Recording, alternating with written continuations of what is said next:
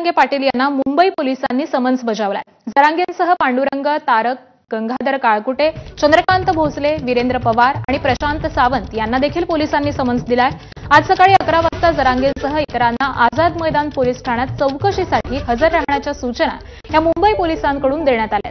त्यामुळे आता मनोज जरांगे हजर राहतात की वकिलांमार्फत बाजू मांडतात हे पाहणं महत्त्वाचं असणार आहे। परवानगीशिवाय आझाद मैदानामध्ये आंदोलन केल्याप्रकरणी जरांगेंसह इतरांवरती मुंबई पोलिसांनी हे गुन्हे दाखल केले।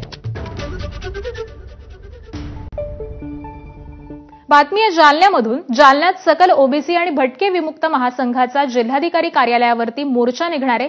हैदराबाद गॅझेटचा शासन निर्णय रद्द करावा, बोगस कुणबी प्रमाणपत्र रद्द करावं यासह इतर मागण्यांसाठी हा मोर्चा निघणार आहे। या मोर्चामध्ये वंचितचे अध्यक्ष प्रकाश आंबेडकर, ओबीसी नेते लक्ष्मण हाके, नवनाथ वाघमारे हे सहभागी होणार आहेत। सकाळी जालना शहरातील गांधी चमन इथून या मोर्चाला सुरुवात होणार असून यानंतर जिल्हाधिकारी कार्यालयासमोर या सभेचं आयोजन करण्यात आलं आहे।